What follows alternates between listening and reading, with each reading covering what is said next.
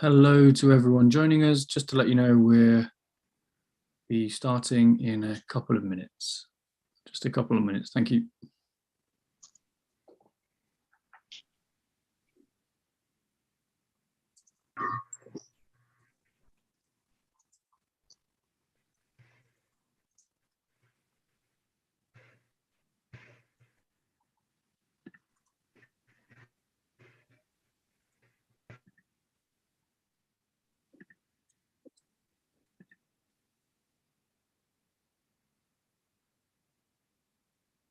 Couple of minutes. Thank you.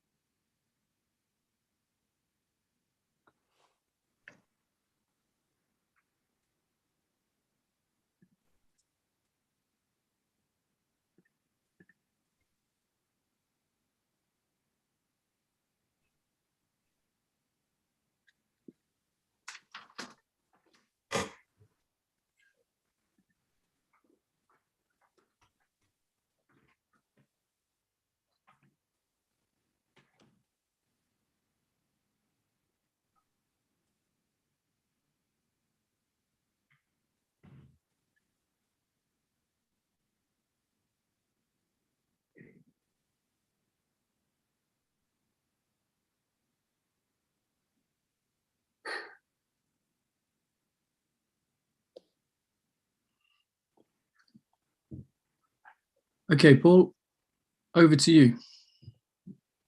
Thank you very much, Nick, and welcome, or Akwaba, as we say in Ghana. And I've just got back from Ghana, spending time not simply in Accra and Kumasi, although of course I was some of the time there, but also in a village, a town called New Kofrolua in the Ashanti region, in the heart of what was a traditional, and what is still, to an extent, an agricultural area of the country in which I was brought up. And once back now here in London, in Westminster, where I currently am, and I'm just reflecting as we come together today about what I bring back from my experience in Ghana. I've not been there since the pandemic for some 18 months, almost 2 years. And first of all, there's the context, the complex challenges we all know about that the continent faces in this area. Amongst the lowest agricultural yields in the world, less than a third of those seen in Asia and Latin America. Issues around water, which are exacerbated by climate change and rapidly growing populations. Less than 3% of total bank lending going to the agri-sector, despite the fact that that sector, as we all know, employs almost 70% of the population and generates nearly 40% of the continent's GDP. And of course, the demographic issue. Our beloved continent, the fastest growing youth population in the world, and yet a lack of young people engaging in agriculture. My young relatives in Ashanti, Achim, want to be bankers, they want to be lawyers, they want to be doctors. They don't actually want to be farmers. There's an issue for us there, how we present farming, how we present agriculture, how we put a focus on agri-entrepreneurship, so that young people get a sense of excitement at the possibilities that agriculture represents. And I hope we're going to hear about some of that today. But also, and importantly, the context has to be the pandemic. We know it's exacerbated all these challenges and created some new ones. I was talking to folk in Ghana who are working in this sector around agriculture and trade. What was at the forefront of their minds was the fact that we now are facing movement restrictions imposed by many African countries, coinciding with the planting period for the most staple crops, problems about people crossing borders, already impacting fragile food supply systems and jeopardizing food security. And of course, the immediate ongoing threat to food security of events in Europe, in Ukraine. So all of that's the context. But you know, there was some positive too. And these fora are all about making the most of those positives, about realizing the potential that we know exists on the continent. And the positives I saw in a meeting I had with the Minister of Trade and Industry in Ghana, Alan Kirimatin, and listening to him, listening to the sense of possibilities around the Africa Continental Free Trade Area, and then meeting just last week back here in London, Secretary General Mene, who was here to sign an MOU with the British government supporting the work of the Secretariat and supporting it in practical ways in terms of learning the lessons from East Africa, from trademark East Africa, so that we can see the development of a new trademark Africa. All those things offer hope and potential. And we're very fortunate to have you with us all today and to have a distinguished panel of speakers who are going to explore that potential around supporting agricultural innovation and food manufacturing with effective trade and industrial policy. And we're going to kick off with a presentation, and just to give you a sense of where we're at on this, Nick is going to give an introduction to the work, the excellent work of Baobab. And I would just remind you that this is a webinar devoted to you all. So please do put in your questions in chat, and we're going to put those at the end of today's webinar to this distinguished panel. But more of that later. Over to you, Nick, to introduce the session. Thank you very much, Paul. Hi, everyone, and thank you for taking the time to join us this afternoon. So there are a few things for me to very, very quickly introduce. First of all, myself and Baobab. As Paul mentioned, my name is Nick. I'm the founder and director of Baobab. We are an event streaming and peer-to-peer networking platform dedicated to promoting African science, tech, and innovation. Our goal is a simple one. We want to accelerate scientific and technological innovation in Africa. And we do that firstly by building what is becoming the largest Pan-African community of science, tech, and business professionals in the world.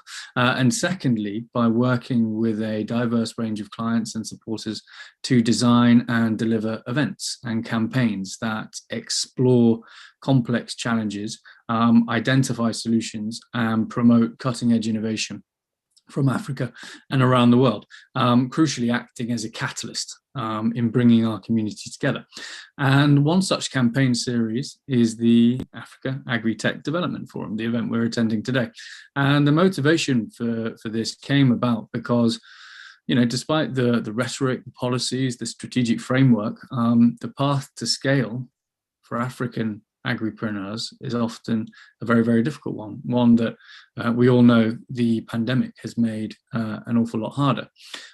So to help address this, we created the Africa Agri-Tech Development Forum, the sole purpose of which is to bring together a diverse group of experts to explore where and how agri-tech innovation is helping or can help ignite a much needed agricultural revolution across the continent. On the topic of trade and industrial policy, whilst many African countries enjoy and rely on significant foreign exchange generated by exports of agricultural products such as cocoa, coffee, cotton, tobacco, spices, the continent still imports a huge amount of food, and that includes things like cereals, vegetables, dairy products, meat, spending well over a cumulative 50 billion a year on food imports. What's more, trade between African nations in agricultural products as a percentage of African total agricultural trade remains pretty low. around 20%, one of the lowest in the world. And total trade between African nations was only 2% in the period of 2015-2017, compared to 67% in trade between European countries, 61% in Asian countries, and 47% in the Americas. That's according to the UN Trade Agency. As far as addressing the imbalance, we all have high hopes for the African Free Trade Area. That we believe certainly has the potential to lift millions of people out of poverty and end food insecurity. It's created the world's largest free trade area, representing 1.2 billion consumer market, and mandate the states to remove tariffs. And in agriculture, that free trade area aspiration can be realized, especially by strengthening regional value streams integrated into priority products, crucially led by a really diverse private sector.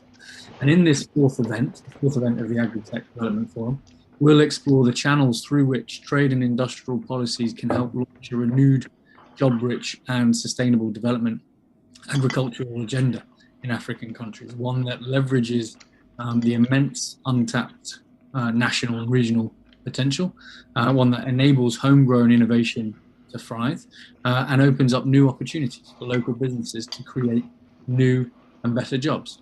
And that's why we're here today, to hear from a panel of fantastic speakers all about where and how agricultural innovation and food manufacturing can be supported with effective trade and industrial policy. So that's enough from me. I'm going to hand back over to Paul, and then we'll hear from our first speaker. Thank you very much.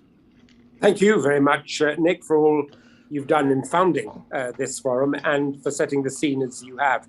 We begin today's session with a presentation by John Chieti. And John brings a wealth of experience, currently a researcher and consultant on technology, innovation, and entrepreneurship, working with the FAO as an evaluation specialist, and someone who's worked throughout the continent with a particular focus on East Africa, sitting on the board of CIMA, East Africa's Citizens Feedback Platform, and a committee member on Kenya's National Chamber of Commerce and Industry. So, John, over to you.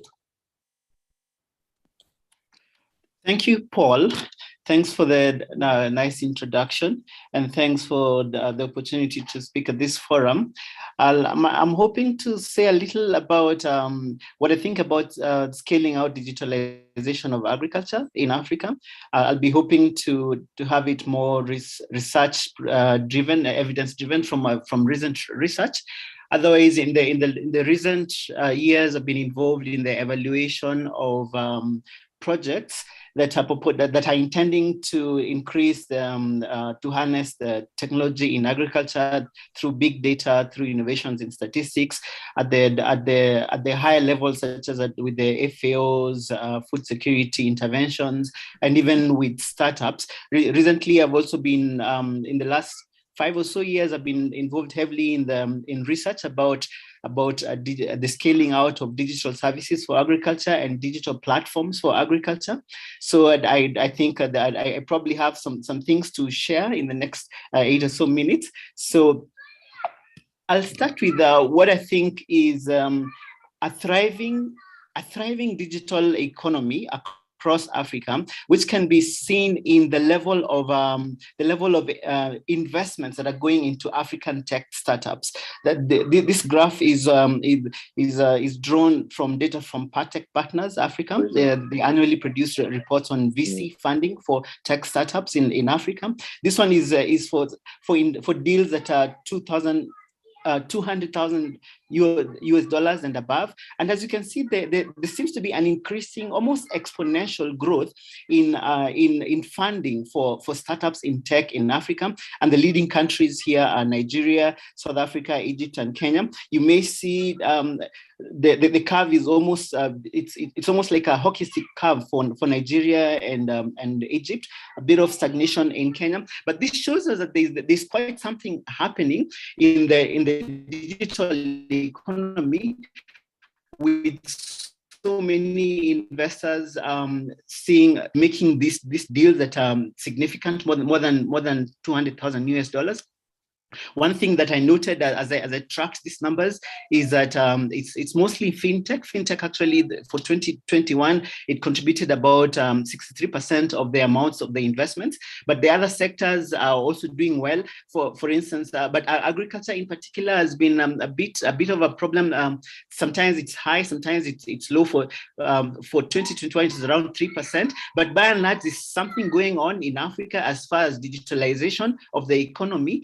And it would be interesting to see what that means for agriculture. I'm going to move to my next slide.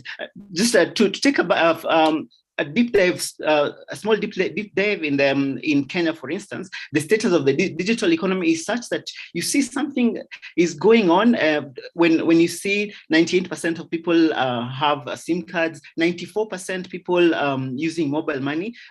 Pretty much a reflection of how fintech is the leading sector in terms of digitalization. And when you start seeing fraud at 29% creeping into the digital economy, then you start seeing that digital is actually becoming mainstream as part of our lives, and a bigger chunk of the economy is being driven digitally. If I could deep dive a little more to the context where agriculture sits much more. This is statistics from the Kenya Population and Housing Census of 2019.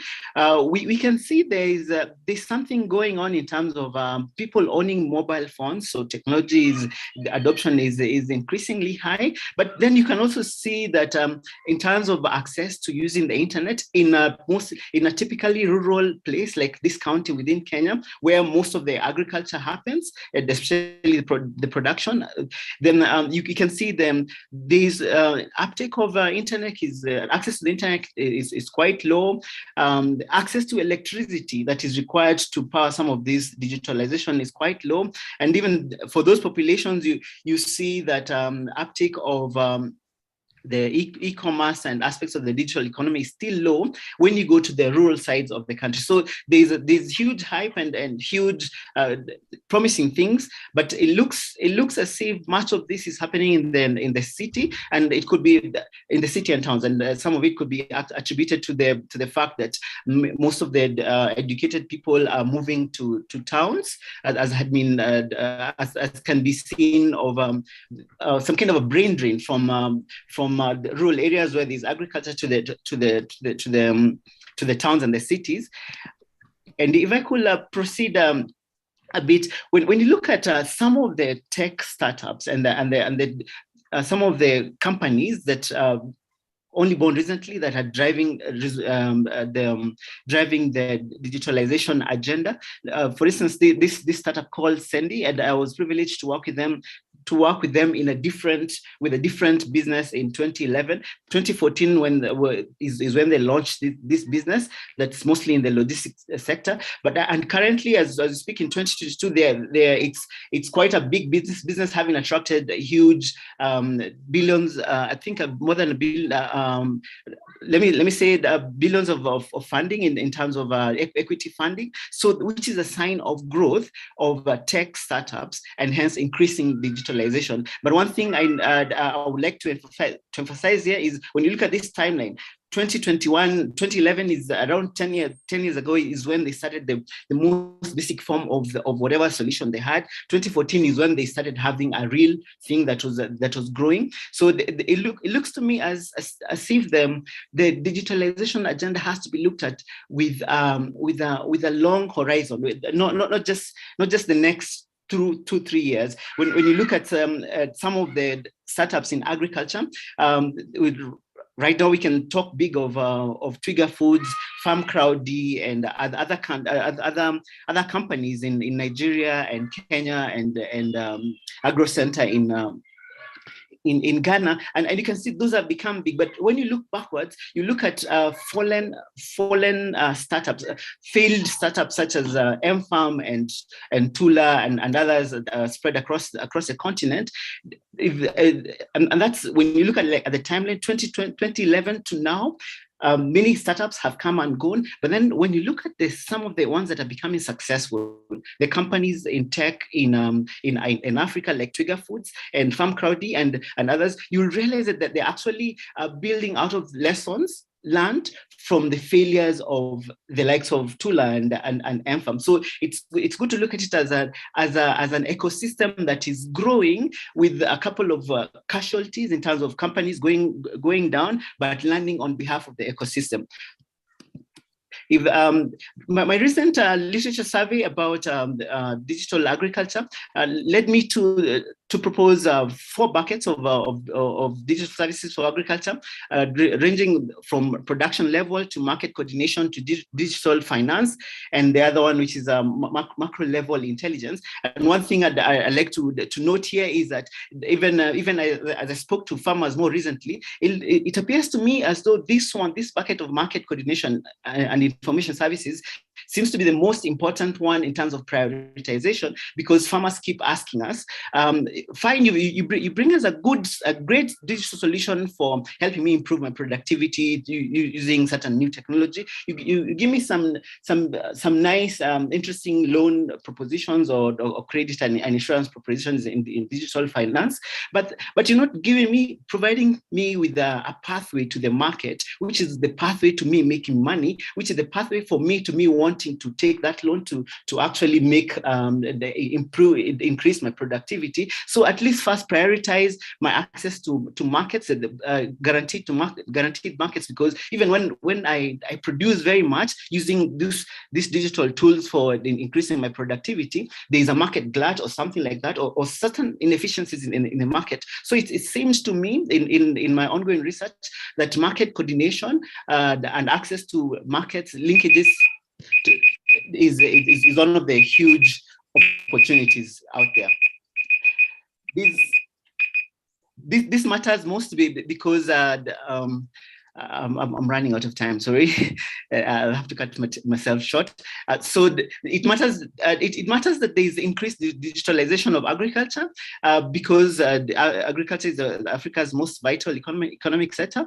And in my most recent research, I'm proposing that policy and practice should focus a lot more on service discoverability, technology accessibility, and service value proposition. This is based on my most recent research, where I published a paper earlier this year, and the research tends to lead to us agreeing that between technology accessibility, which has to do with internet access, smartphone use, and digital literacy, and access to electricity for charging, that is one huge area of intervention. Another huge area of intervention is service discoverability for those services, which is where we look at are they collaborating? Is there a one-stop shop when you can platform where you can find all those services, and are people even aware of these great services? The other aspect is which is the value proposition. I will leave it at that, and thanks a lot for the opportunity to share. Well, thank you very much indeed for that rich presentation. If we can turn now immediately to Laura Candy, founder of Agri-Tech Capital, an accomplished economist and agri-entrepreneur experienced in sustainable and climate-smart agriculture and agricultural markets, working for the past 5 years, providing a range of advice and assistance to governments as a senior manager at Max Global Group, and currently working on and for her own company, Agri, a vertically integrated company providing advisory services to farmers with the aim of revolutionizing the provision of inputs to smallholder farmers. So we're really pleased to have you with us, Laura. Over to you. Thank you so much. Thank you very much for having me here today to present. And quickly, because of time, let me go to my presentation. And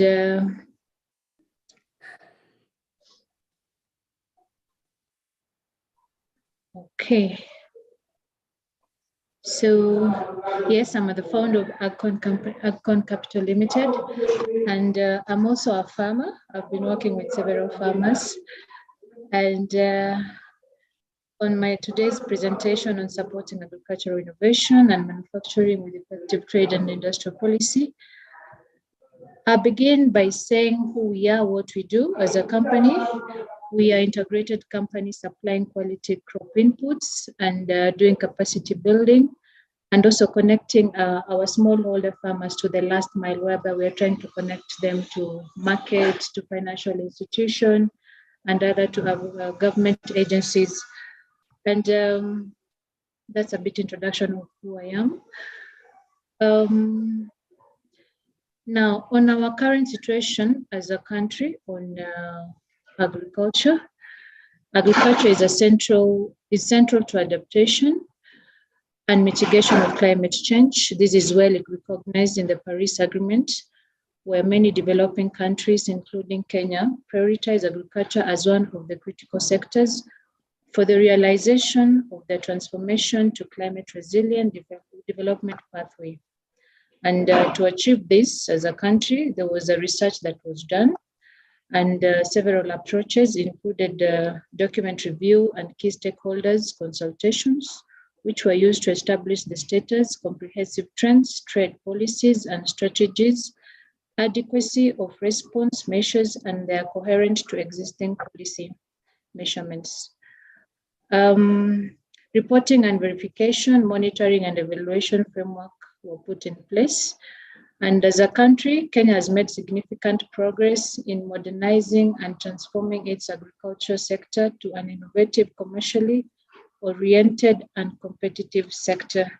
And we all know that agriculture actually contributes to about 60% of our GDP as a country, and this one actually run across all other countries in Africa. And actually, this has been achieved through continuous review and operationalization of policies and strategies, enactment of laws, and creation of institutions in the different agriculture subsectors. Other areas include implementation of policies, legislation, programs, and projects that aim to improve agricultural productivity, increase market access, household income, build social resilience and capacity building. And of course, during a research, there has to be the positive and the negative side. And one of those, the negative side that the government actually was able to identify was a number of gaps, which actually were outstanding on the agricultural sector.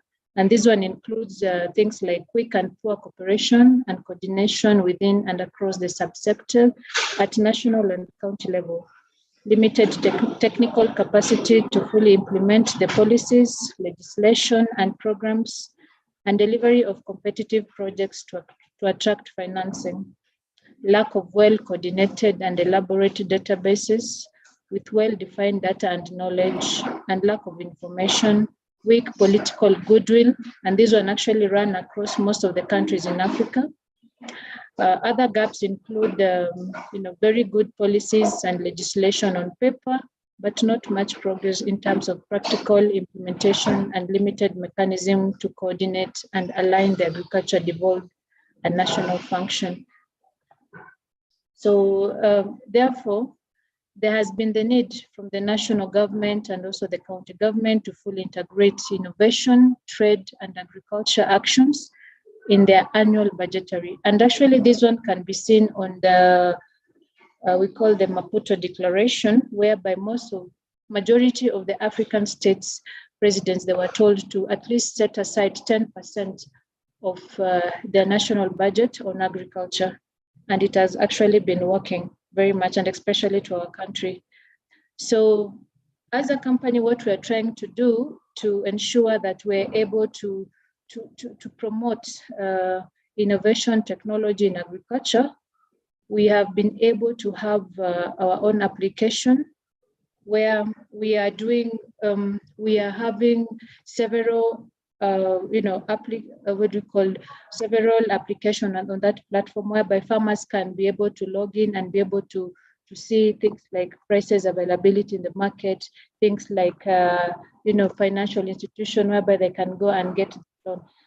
And another thing that we're able to practicing right now is the climate smart agriculture, whereby we are advising farmers and another actually large-scale farmers to move from the old way of doing farming practicing and to adapt the new technology in the farming. Another thing that we're trying to do is ensure that most of these farmers, they have their phones, whereby they can be able to log into the application and see exactly what other application are we offering in that platform, things like weather, things like insurance, things like inputs and their costs. And what I can tell you on mobile, most of the way John Kiet had explained, most of the startups right now, they're trying to ensure that, they're simplifying the whole process by connecting the last mile, whereby farmers are able to log in to see things like different products available in the market. They're able to buy, they're able to sell, which actually it really helps in terms of increasing their income per capita. Like people who are doing the buying of these, let's say, farm inputs, they're able to get, or rather to purchase some of these inputs at a very subsidized price. And some of these things like fertilizer, things like seeds, things like chemicals, they're able to access in one place. So it becomes like a one-stop market for these farmers. And I really applaud most of these startups that they've already established their platform, and they're already here. And I've seen some of the examples that John has already put in place.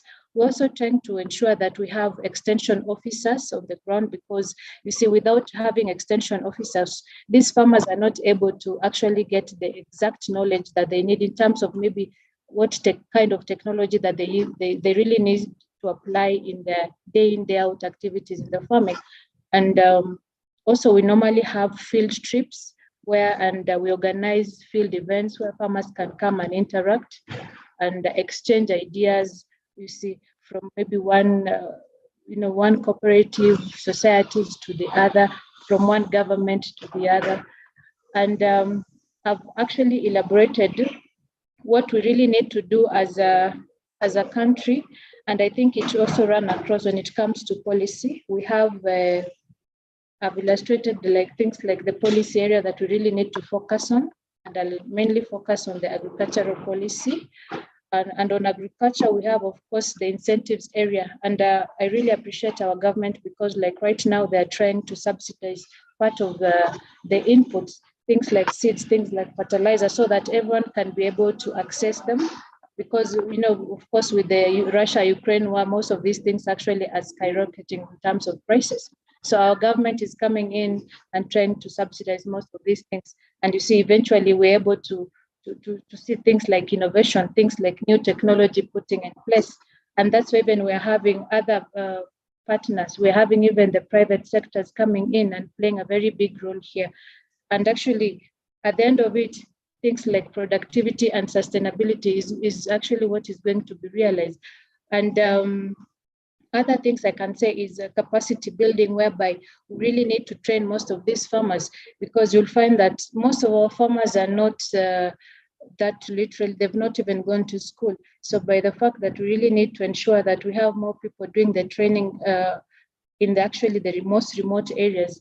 And in Africa, we have majority of farmers that are not literate, but at least once we have people going there and doing the capacity building, they're able to know actually what is available in the market. And then things like educating them on the better practices of farming.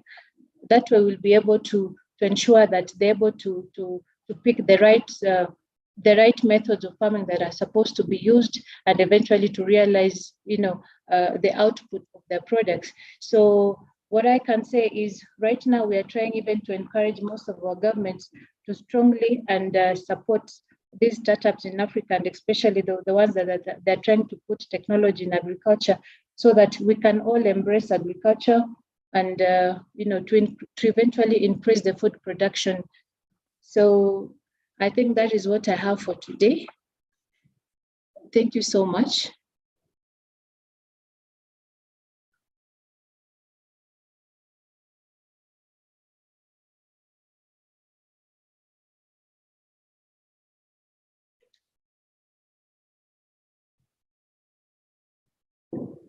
Thank you very much for that, and thank you for your focus on the role of the state in creating an enabling environment. If I can now introduce our next speaker, Professor John Jato, and Senior Lecturer at the Department of Agriculture, Economics and Agribusiness at the University of Ghana, an experienced agricultural economist with a real sense of what it takes in order to ensure that we have the data, the statistics, the research, the data analysis that is necessary in order to underpin effective interventions in this area, and to ensure that we adopt innovations that promote sustainability and maximize the impact of agri-finance in terms of a policy that respects the environment, whilst at the same time driving. So over to you, John. Thank you, Mr. Chairman. I can hear you, John. Over to you. Yes, it looks like my bandwidth is low, so I was hearing you on and off. Don't worry, I can hear you very clearly. Okay, I will go ahead and share my screen, and then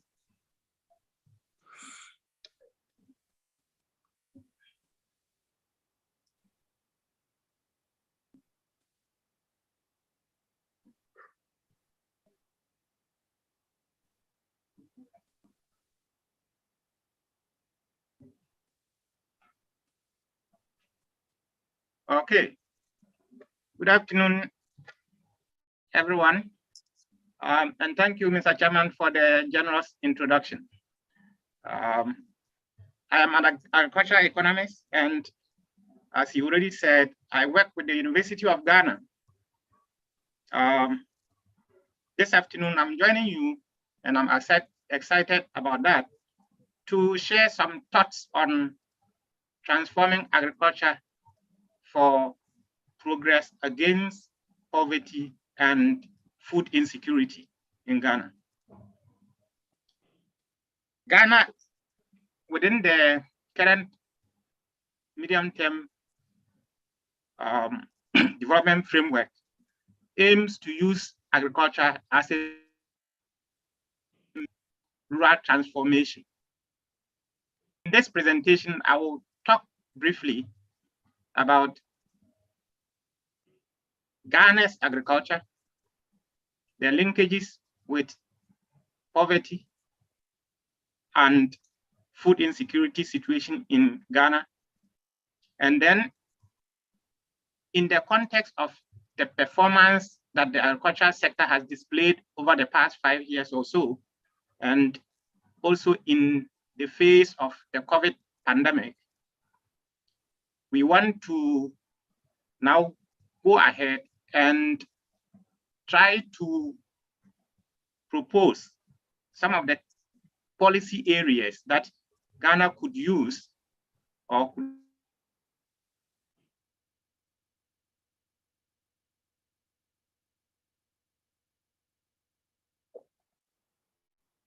We've lost you, John.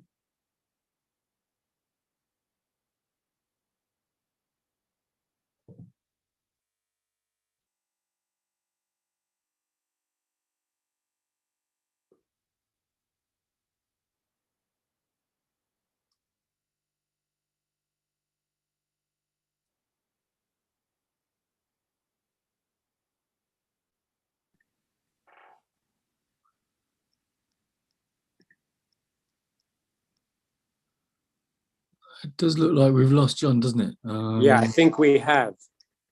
He's got a very low bandwidth. Okay.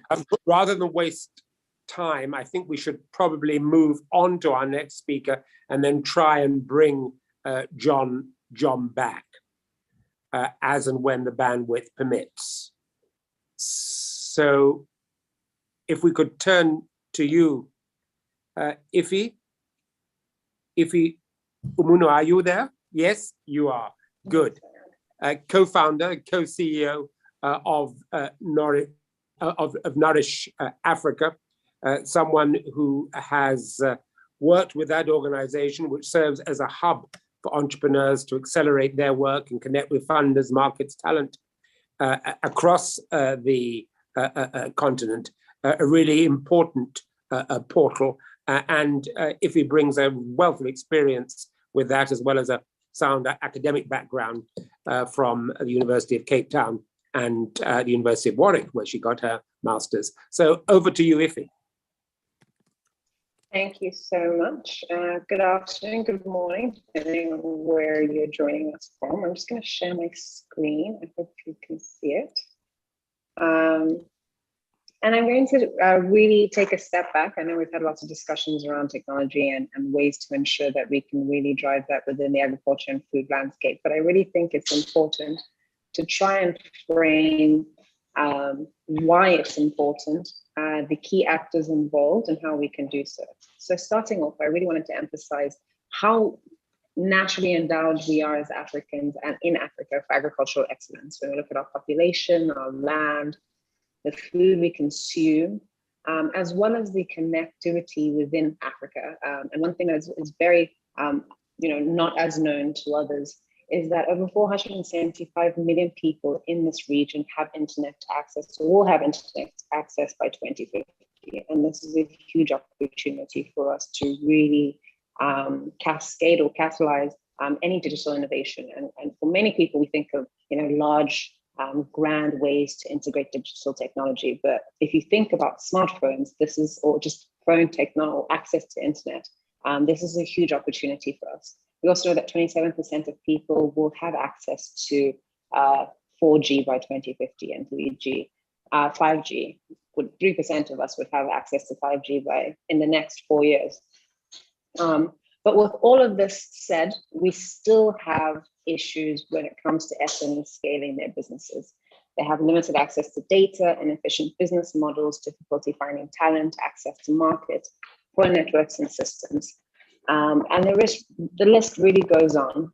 And what we believe, or what we see, despite being primed for excellence and having access to, but not being able to do so for agriculture entrepreneurs, regardless of where they are in the value chains, we need a radical transformation in order for us to reach our potential of being, over $35 billion annually in returns. And for the hidden middle, or who we would consider to be the hidden middle, which are SMEs, agriculture and food SMEs across the continent, to really thrive and to scale their businesses. We have seen how digital tools, and I don't want to, we've discussed this, and other speakers have really discussed this at length, as to how we've seen digital tools being used currently across the value chain, from soilless farming to drones and mobile crop monitoring and improved extension services.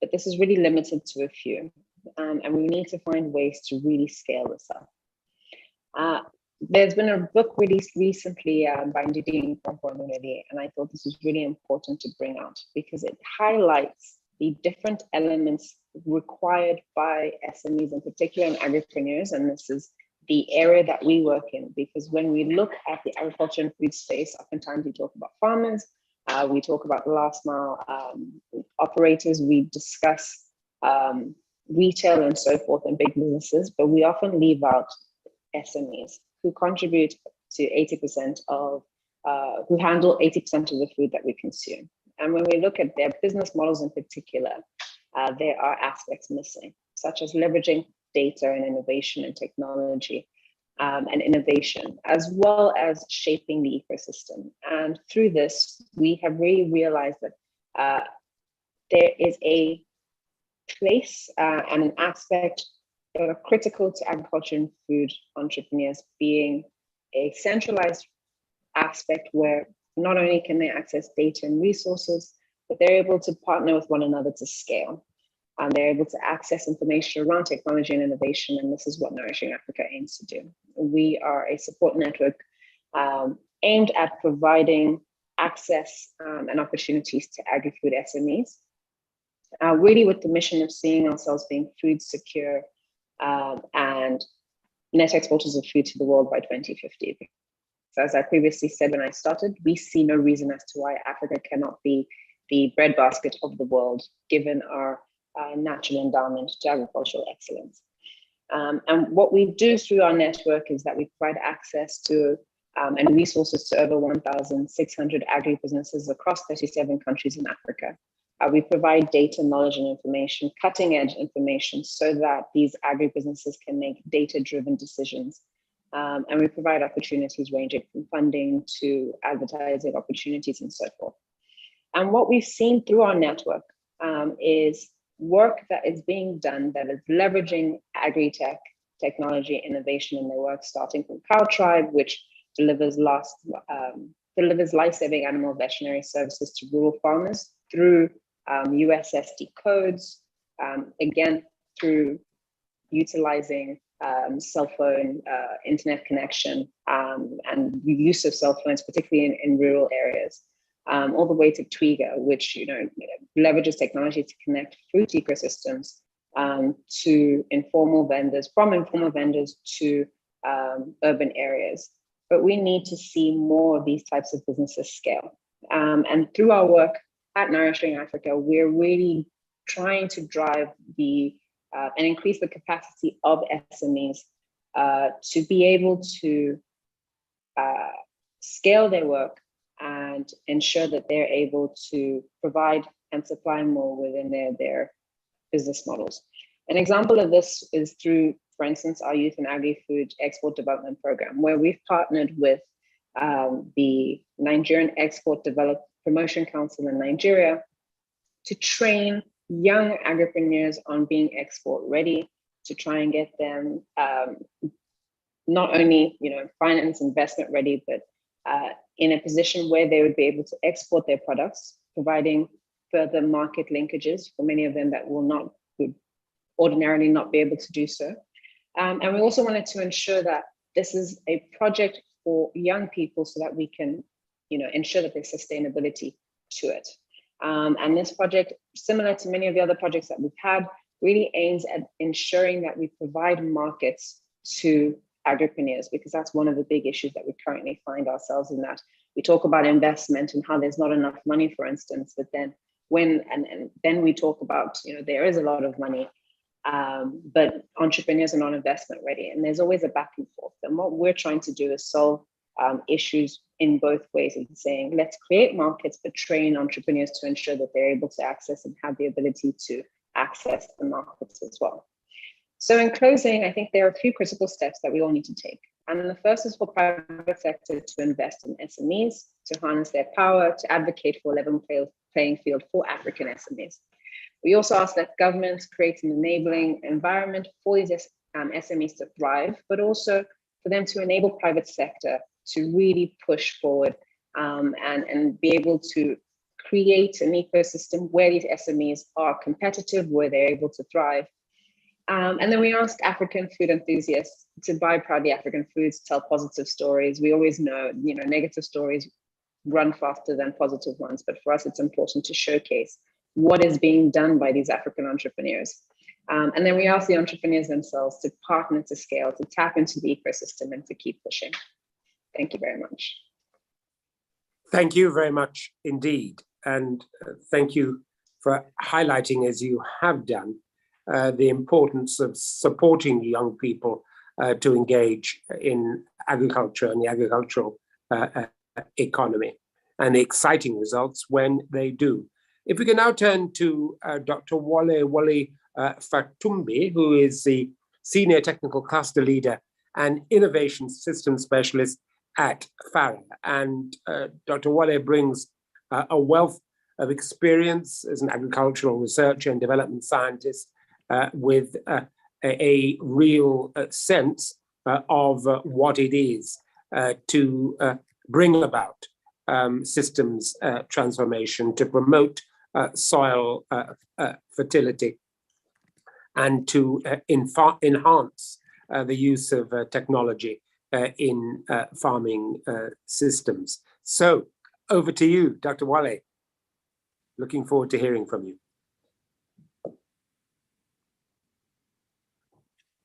Wale, you've started your screen sharing, I see, but I can't actually hear you or see the slides you're sharing. Any luck there, Nick? Not yet. It looks like Wale is muted. Dr. Fatumbi, can you try and unmute yourself?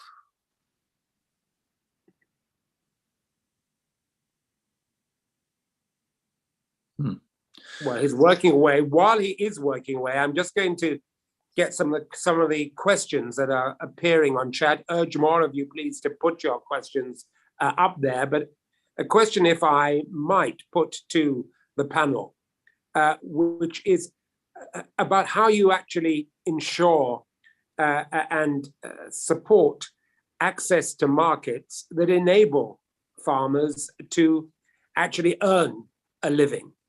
Because one of the points that's come up in chat is that all too often, actually, farmers are supported in a variety of ways in terms of inputs to produce their crop, but then find that the market for it doesn't deliver to them, and that actually they're not able to gain a livelihood from the effort and energy they've put into it. And not surprisingly, they're then turned off participation in the agri-economy altogether, and where they have options, pursue those, or where they don't, fall back into subsistence farming and poverty. So any response from our participants to questions there? And Wale, you've come on board. If we can hold that question and move rapidly into your presentation. No, I'll do that right away. Good. You've been introduced, so just get straight to the messaging, because we want to actually make sure we don't lose any further time. Okay, thank you very much, and an apology. That is the internet devil at the point I need to start presenting. It just came on board, but I can quickly do this in less than 8 minutes. I work for the Forum for Agricultural Research in Africa as the technical cluster leader, and I think that has been mentioned. And what FARA does on the continent, FARA is the apex body that is coordinating agricultural research for development in Africa. It is the technical arm of the African Union Commission on the issues of agricultural science, technology generation, dissemination, adoption, and use, as well as innovation. Our core function in Africa is to do advocacy for agricultural research and development. We run series of capacity strengthening issue, knowledge and information sharing, dissemination and management.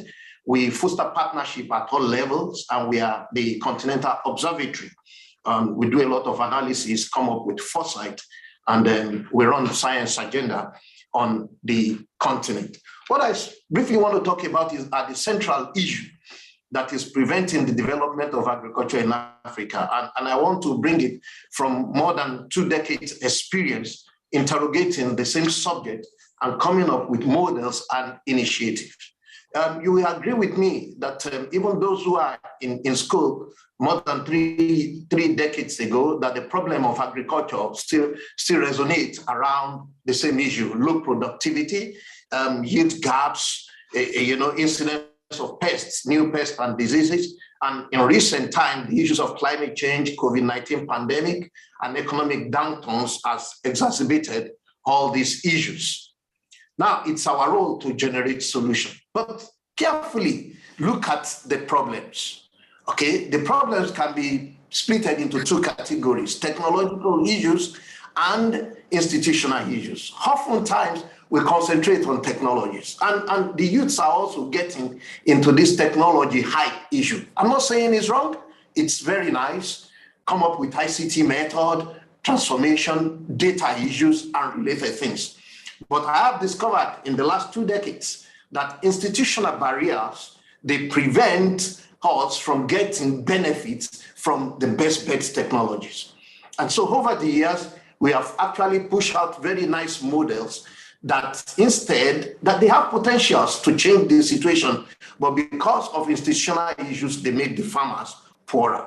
I mean, the first presenter hit the chord very well, the issues of market. And I think before I close, I'll still mention that. FARA, about 18 years ago, came up with the Integrated Agricultural Research for Development concept, okay, as a model to put everything together and ensure that agricultural technologies, agricultural research as it were, leads to developmental impact at a very quick space. What IR4D does is to use multi-sectorial, multi-stakeholder, multi-institutional framework to do problem analysis, okay, generation of solution, implementation of solution, and learning lessons until we generate innovation. Now, innovation is not a synonym for technologies or knowledge or new knowledge. It is when those things are used and it leads to social and economic benefit. So within this IR4D concept, the issues of technology generation becomes paramount. Then the adoption, the refinement, commercialization. And then these are complex that I cannot, within 10 minutes, I can't explicate all of them. But it is supported by enablers, capacity building, knowledge management, and policy-related issues. Let me use this illustration to show what I'm trying to say, because this model has been proven to work everywhere on the continent. Actually, the instrument with which it works is the innovation platform. I mean, it's a physical or virtual platform where all stakeholders interact, and this prevents gaps in implementation. If you are familiar, you've been around the sector for a while, you're familiar with it. I mean, we proved this within the Sub-Saharan African Challenge Program supported by the CGIAR, and the concept is proven and it's there. Now, what is important now is that we need to begin to change the context of agricultural development, you know, change the environment because of changes at the globe. And I want to talk about the issues of market. Market development is at the core, and it is the lever of agricultural transformation in Africa. And it is important that we give attention to it if things are going to change. Let me just spend half a minute to tell you and the audience that the cost of production of commodities is not changing. Of course, people need the commodities, but the price of the commodity is not stable. It cannot be done at economic level because smallholders are the largest individuals. Everybody harvests their commodity that are highly perishable, push it to the market. The forces of demand and supply comes in and the prices go down beyond the cost of production. And that is why many people that even get into farming and want to run it as a business, in one or two sections, they run out. That is why most of the people that borrow money and invest into farming come out of farming and they don't want to do. In fact, that is the reason why as technocrats, we advise the youths to get into marketing and then soft enabling areas, not actually into the core production. Maybe someone is going to help me after this seminar to tell the policymakers to be real. If we don't structure the pricing of commodity from the smallholder system, every other thing we're doing, it is just a talk show. It's a talk show. I mean, don't mention my name, but that is the truth.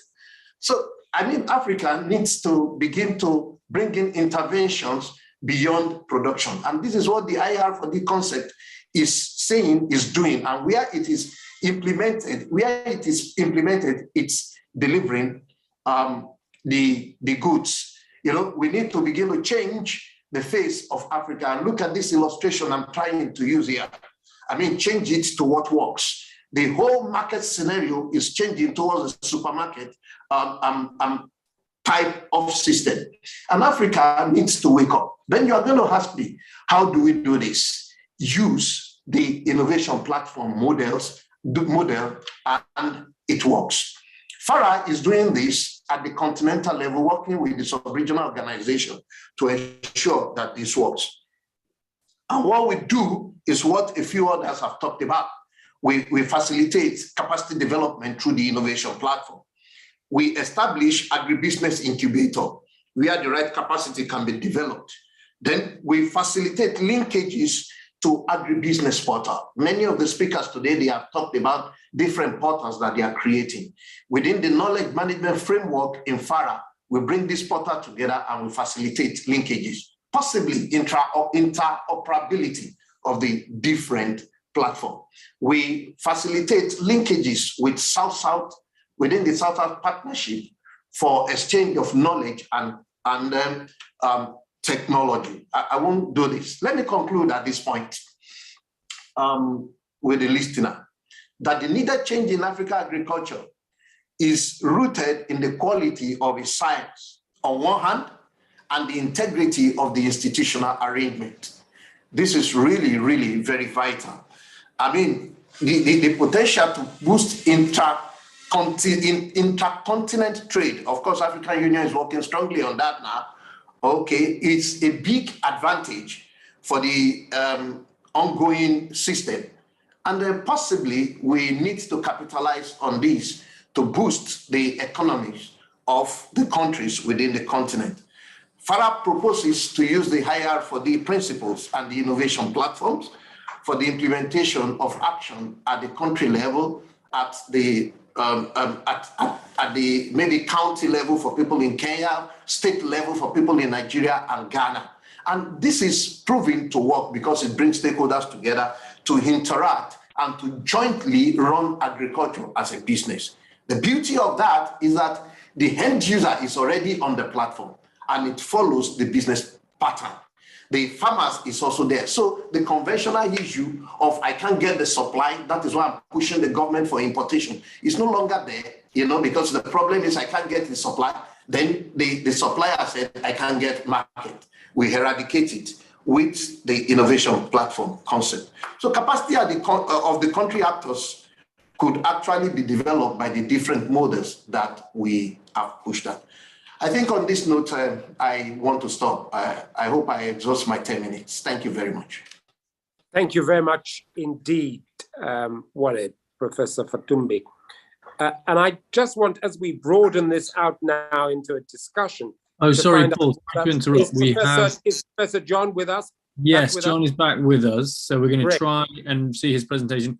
I'm going to run his presentation for him to save on the bandwidth. So bear with me 1 second and I'll share my screen. And let's move directly into the main points rather than the introduction. Let's take the introduction as having been done and move straight to the substance, if you would. Okay, can everyone see that? We can, it's coming out well. Yes. Okay, John, over to you. All right, just thank you once again. Straight to the substance. We don't need the introduction. Please. Yeah, thank you very much. And especially given the problem I have with my internet access. No, we understand. No yes. problem. So please, we may just move to the next slide. This one is about introduction and my research interests. Those we can discuss if issues come up on that. But I now want to briefly talk about the structure of agriculture in Ghana. Is it okay to leave my video off or I have to put it on? Yes, it's fine. We can hear you very well. Okay, all right, yeah. Okay, so here is the thing. Especially given what we just listened to from Prof. Fatumbi, who is at FARA. I am focusing mainly on Ghana's situation in the hope that we can compare that to other African countries' situations and then show that actually at our own level, we may have situations where we seem to be doing well, but given the structure of the economy and the place of agriculture, we can still be doing well and have problems with poverty and food insecurity. So we are not being successful in our policy goals. So in the case of Ghana, we have an economy where agriculture still contributes about 20% to the GDP. This was the situation as of 2020. During the COVID pandemic, we tried to look at the impact of the pandemic on the agricultural sector. Now, here we found that during the last census of agriculture undertaken in 2018, over 11 million individuals were involved in the agricultural sector. And interestingly, about 30% of this population is the youth, those between 15 and 35. And this is split more or less evenly between the two sexes in terms of the youth in agriculture. And the agricultural sector of Ghana is dominated by crop farming. Over 65% or close to 66% are in crop farming. And then if we look at the production structure in terms of producer orientation, we find that we can talk about 4 categories of farmers. And those who produce primarily for their own consumption only is about a quarter of those in agriculture. Those primarily for consumption with minor considerations for sale are another 22%. So when you look at it in terms of this structure, there are issues or questions surrounding what types of policies do we come up with, whom do we target, and the like. We may move on. Next slide. Yeah. Now, what did we find? In the face of the pandemic, we found that the performance of the agricultural sector seemed to be resilient. Over the prior 5 years, from 2016 through 2019, the growth rate of the sector averaged about 5%. But in 2020, it actually went up to 7.4%. And compared to services and industry, agriculture was resilient. And this resilience derives from 3 main sources. The production of crops, cocoa, and livestock were the main driver. But of course, also the trade, on the trade front, Ghana performed quite well. In the area of non-traditional agricultural exports, that sector had been doing quite well since 2016. The volumes exported were steady, and then also the export of processed and semi-processed products was also firm. So these were the things that supported Ghana's growth, the agricultural sector's growth.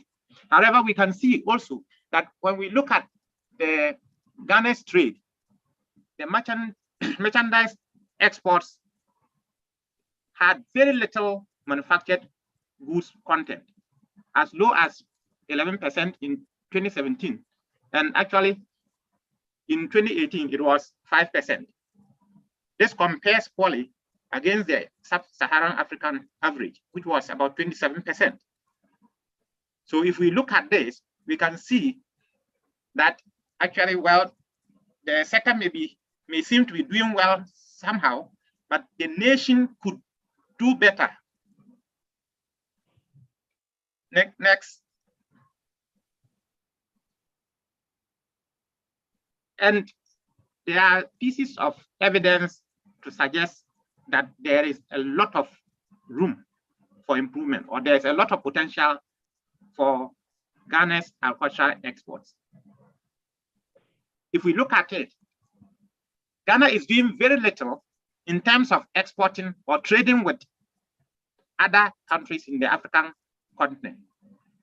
Only 18% of Ghana's exports were from the African continent and were to the African continent, and only 8% of the imports were from the African continent.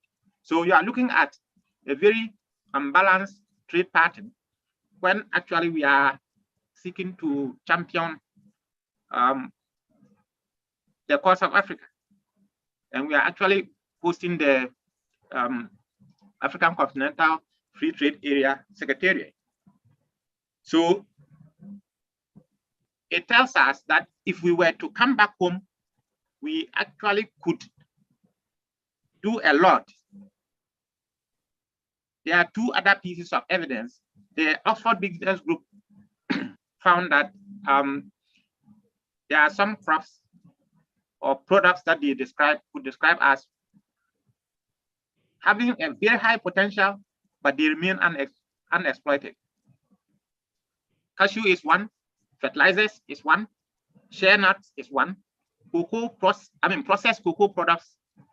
And these are all things that Ghana could well just engage in, or Ghana already has large amounts of. And again, even some of our food staples, the African Center for Economic Transformation identified yam, cassava, oil palm, and sorghum as some of the crops with that type of potential. Yet Ghana is a net importer of several food items, including staples: rice, tomato, sugar, vegetable oils. We import large volumes of them amid a tight budget and large trade imbalances sometimes. Yes, next. Yes, let's look at the poverty situation in Ghana. As of 2017, when the last living standard survey was conducted, we saw an extreme poverty rate of 8.2%. And most of those in extreme poverty, 92% of them lived in the rural area and they are engaged in agriculture. And actually the incidence of poverty was highest. It was 42% or close to 43% among those in agriculture. And these were predominantly food crop farmers. So there is no wonder that there is a special agriculture poverty pattern in the country. Regions that are associated with food crop production are the regions that have the largest share of the poor. And within the same period, there's evidence that inequality actually went up between 2013 and 2017. The two census on the two living standard survey points, inequality in Ghana went up. But you realize that we are saying that between 2016 and 2019, agriculture was doing quite well. Then let's move on to the next slide, where we look at food insecurity situation. Over the same period, between 2016 and 2020, food insecurity situation didn't seem to improve in the country. Now, in the first two charts here to the left, we have the food insecurity measures. The first one is those who are severely food insecure. As much as 11% of those in the rural area were severely food insecure. And that compares to with 10.5 as of June 2020. And in September 2020, that was about 7%. Now the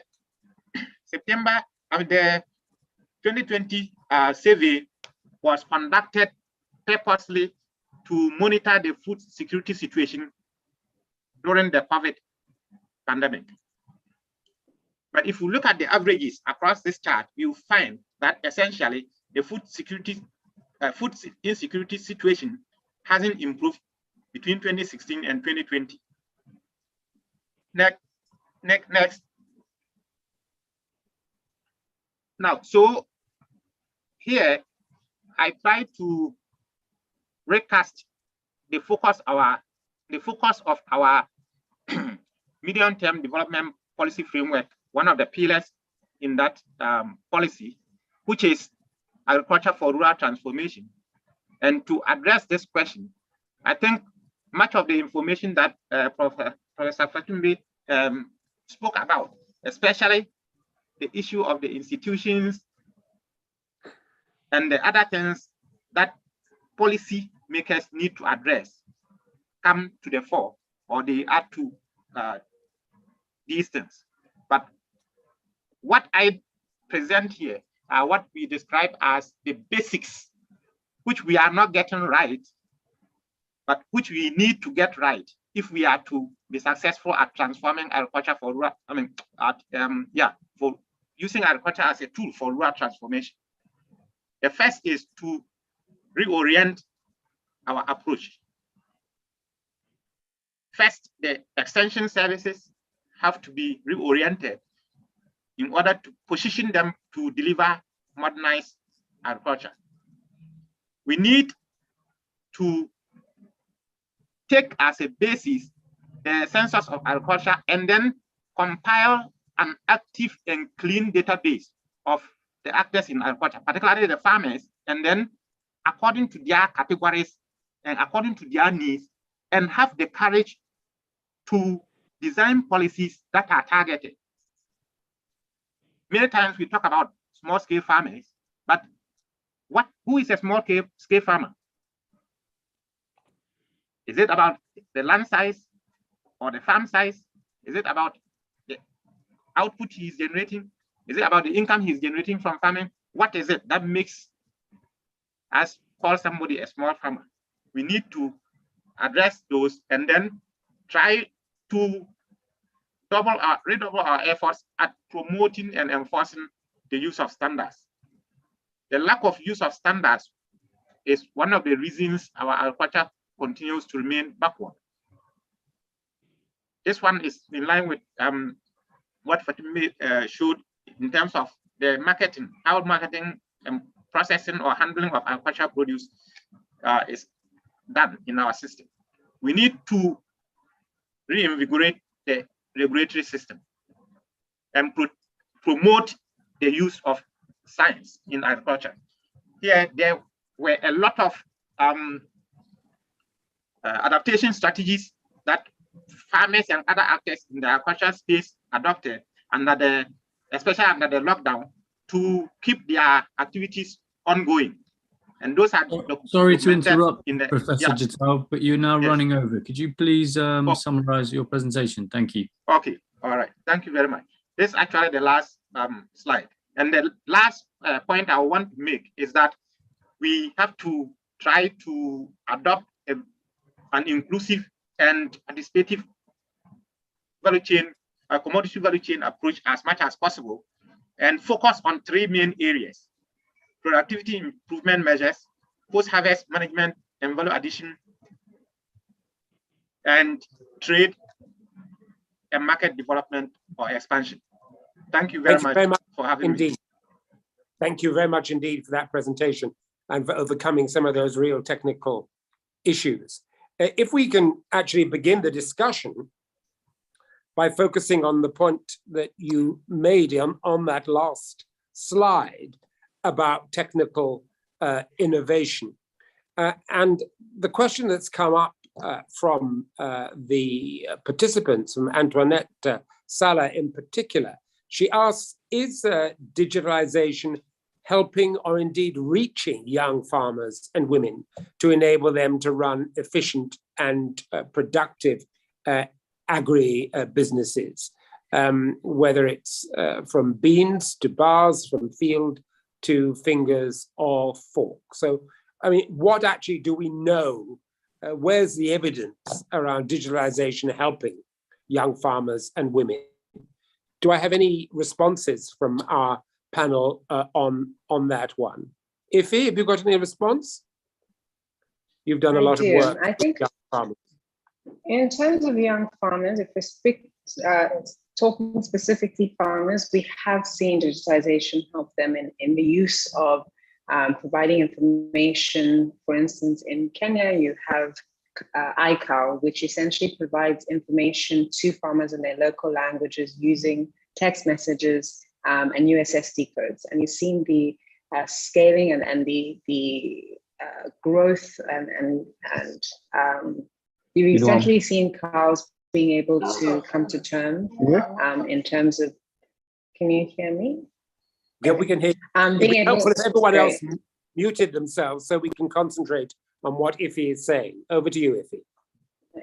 So we've seen the use of technology being used between farmers at both in rural and urban levels. For urban farmers, we've obviously seen a growth between, particularly around hydroponics, aquaponics. And what you find is that you find young people and women in particular more susceptible or being able to adapt technology into their business models. So in urban settings, you find that young people are really trying to find ways to ensure that we integrate climate smart agriculture into their business models using technology. And you find women being able to use low-cost digitization in their business models to help them scale as well. Thank you very much. John Chieti, what's the feedback from CIMA on this?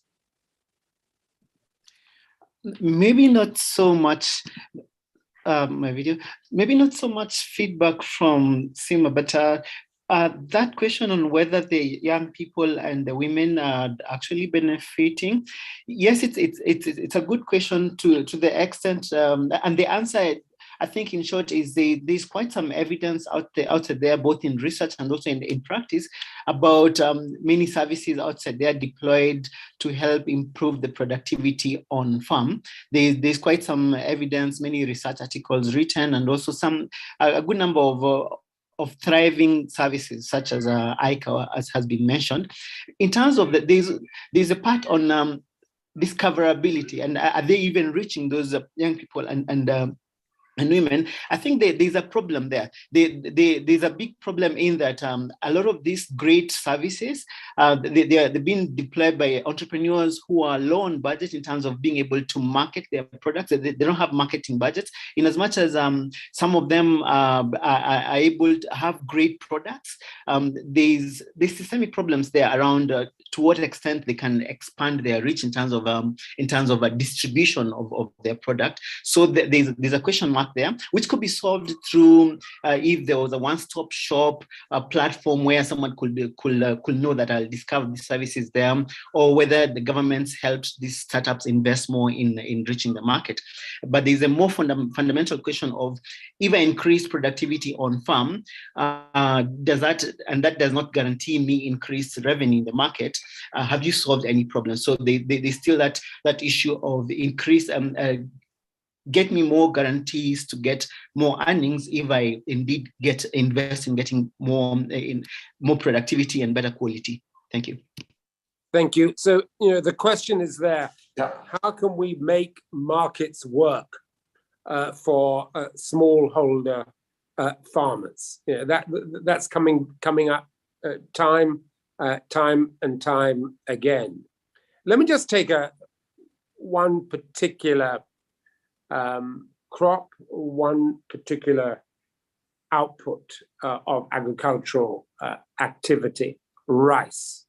Now, Professor Jato gave a pretty horrendous picture of the levels of imported food in a country like Ghana. Indeed, I saw that for myself and see that for myself on a regular basis in Ghana. If you take the issue of rice production, Ghana produces excellent rice, red rice, really good, high quality, very tasty rice. But the reality is that actually, if you look at imports, Ghanaians would prefer to import Uncle Ben's, or they would prefer to import rice from Vietnam. Now, how do we address that issue? Ife made a very good point, and I was really glad she did, about the importance of getting people in Africa to appreciate African food. But let's just take the example, African-produced food. But let's just take the example. We now have the Continental Free Trade Area.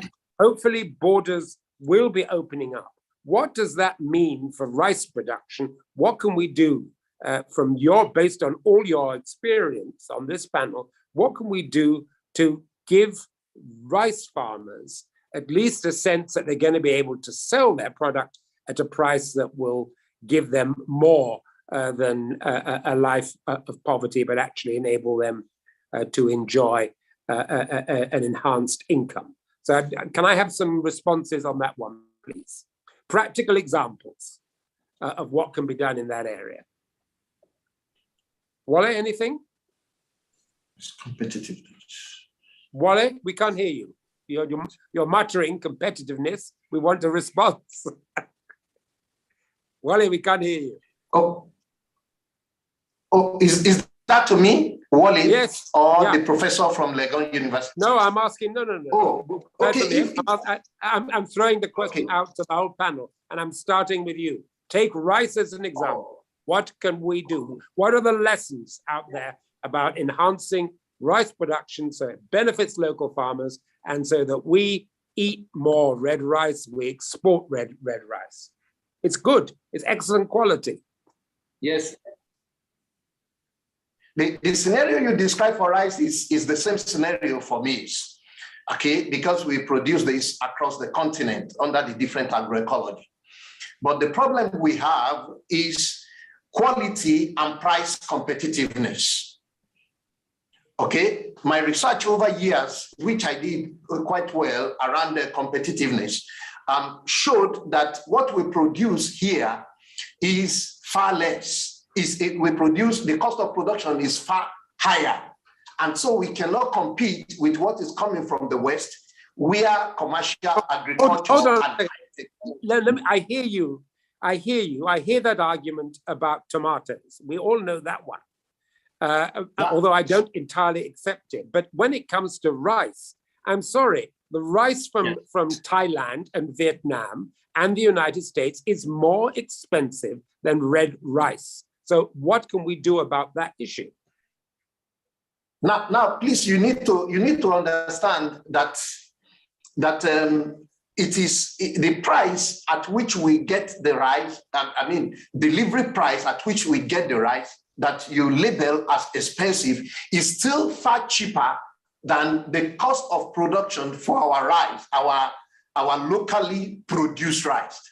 And that is due to the high tech that is used at the other side and the scale of production. If our farmers produce using the business mode, okay, the price goes up. Look at, for instance, the rice you mentioned in Nigeria. Nigeria now is producing more than 95% of its rice need, but the cost of rice that is produced locally is far higher. Government needs to increase the tariffs on imported rice. In fact, it is banned completely, but people still smuggle it, a little here, a little there. And you discover that imported rice is higher in quality, number one, and it's cheaper than the one that is produced locally. Please, you need to check statistics on this, okay? And the same thing applies to maize. Now, what we need to do is to look objectively into this matter and let's see, how do we ensure the use of best technology in the first place? How do we ensure that it is produced at scale? Economics in this forum, we agree with me on the curve of economics of scale. Of course, as you increase the scale, the price per unit, the cost per unit goes down, the price per unit also goes down. Of course, over time, you can get into diseconomies of scale. But why we have not even maximized economies of scale? We need to maximize that so that we produce at a reasonable price that is competitive. Now, okay, that's fine. That's fine. Thank you. You made your point. I want to bring in some other people. Ife, I can remember visiting Lagos State a few years ago, and the then governor, Fashola, waxing eloquent to me about his program of rice production by young people. How is that going? And what's your take on this rice issue? Yeah. Ife? I think I hope you can hear me.